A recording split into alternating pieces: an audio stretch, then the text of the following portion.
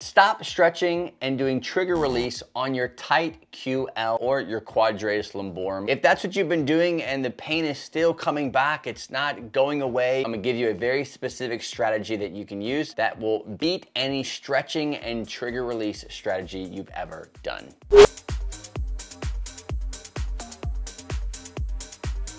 So I'm gonna give you the secrets to overcoming a tight QL, and it's gonna be multifactorial. We're not just gonna stretch the crap out of it. I'm not gonna have you mashing a lacrosse ball into your QL. We're gonna back up from that. Give you a strategy that is complex in nature, but very simple and actionable for you to follow. The first thing you must do, stop the stretching, trigger releasing, all the things that's making that muscle so mad. If you are constantly pulling and yanking on something that your body sees as something it needs to keep tight and protected, you're only going to make it worse. The stretching, the door jam stretch, and the lacrosse ball jarring might help a little bit, but the tightness keeps coming back. Rule number one, stop doing that. The second thing I want you to do is start creating an environment where it can actually heal. Part of that is stopping the triggering, pulling, yanking, twisting, but really looking at how you're approaching your life. Are you doing a lot of things that you keep triggering the pain in your QL by doing? Let's audit that. Look at the habits, routines, movement patterns, things that you do throughout your day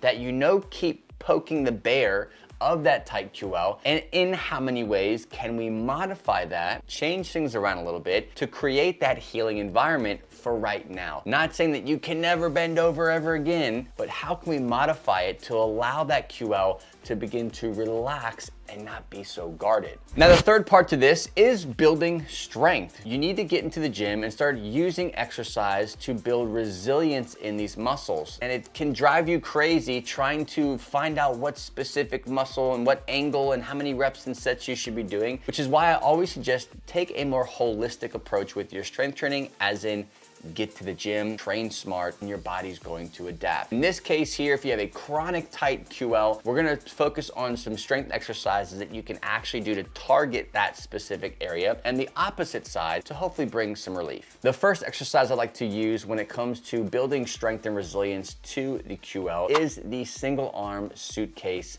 carry. You always want to train the body evenly, so you're going to incorporate the single arm suitcase carry on both sides. You always want to ask yourself this question: how do I feel? Did it make my pain worse? Did the suitcase carry send me into a massive flare-up? No? Okay, then it's not necessarily a bad exercise. Is it neutral? Did it help out? Then we know that we're on to something by using or continuing to use the single arm suitcase carry in your program on a daily, weekly basis. Before I move on to the next exercise, you're in the gym, you want to build strength in the QLs and to help with that low back pain. A part of that relief process needs to go through a full body strength training routine as well, a smart training routine. So what I have for you is actually a free guide, me explaining you exactly how you should be structuring your workout. If you do have a history of surgery or chronic back pain, there is a specific way I like to structure my workouts that have given now thousands of people amazing results just simply using exercise, making very simple changes to their workout. And I want to give those changes to you that you can make today if you want. Go to fitnessforbackpain.com/pain-free training. Use it in your next workout, and your workout is going to feel so much better because you're doing it with a little twist. fitnessforbackpain.com/pain-free training. Now let's get to this next exercise. Now the second exercise is a little bit different. What you'll need is a small step up, a curb, a stair, something like that. And essentially we're gonna be doing some hip lifts. What you're gonna do is you're taking the affected side, so whatever side of the body that the QL is really tight, really nasty,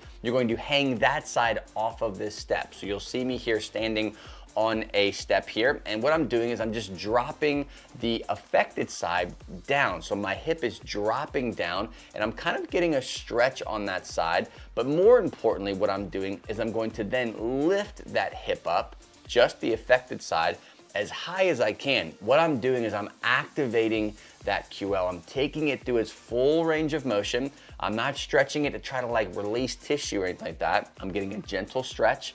And after I've stretched that, I'm actually contracting and using those muscle fibers to lift that left or right side of my body up while the other side stays planted on the step. This is a great exercise that you can do on both sides of the body. Sometimes if it's really hard to train the painful side, getting used to doing it on the non-painful side can kind of start sending good signals from the brain to your body saying, hey, this is a safe exercise. We can do it. It's not gonna hurt us. Check this out. I can do it on the opposite side and I feel fine. That's just a little Jedi mind trick you can do when you're dealing with single side pain. Get your body to relax, let go, and allow an exercise like this to actually be more beneficial. Ask yourself the question, did this make my pain worse? Did it make it better or did it keep it the same? From that data, you can make a smart decision on whether or not this second exercise will be added to your program on a weekly or daily basis. Third exercise, probably something that you won't find yourself doing at a commercial gym because it looks kind of weird, but you can do it at home in your living room or down your hallway or in your own garage. Essentially, they're called butt crawls. And what you're gonna do is you're gonna sit on your butt, legs straight out,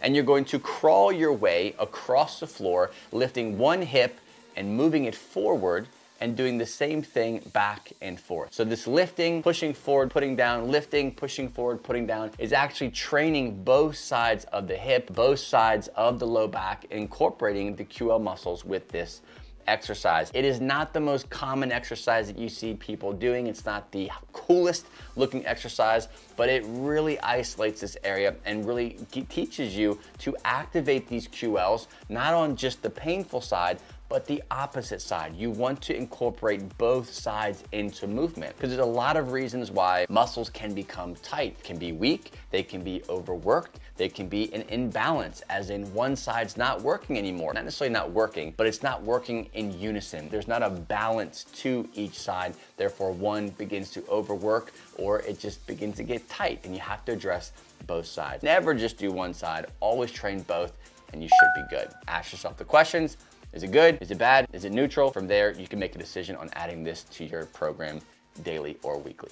When it comes to an overstimulated or an over tight QL that's been lasting for long periods of time, there is always room to add in some level of gentle trigger release when you are working with overstimulated or just knotted QLs. What I don't want you to do is always start with the stretching and trigger release. Always stretching, always poking at it, always pulling at it, trying to get it to let go, and it's just not going to. If you have a good lifestyle strategy, a desensitizing strategy, you are implementing strength work, not just in the QLs, but in the entire body, then we can bring in some kind of gentle trigger release strategy, such as a tennis ball, something gentle. Sometimes a lacrosse ball can be too intense, but you find something somewhere in the middle and you can work up and downstream from where the tightness is at. You can always do this before you do your strength work, but again, it's always the last thing on the list that I want you to be focusing on. If you've already been doing it, odds are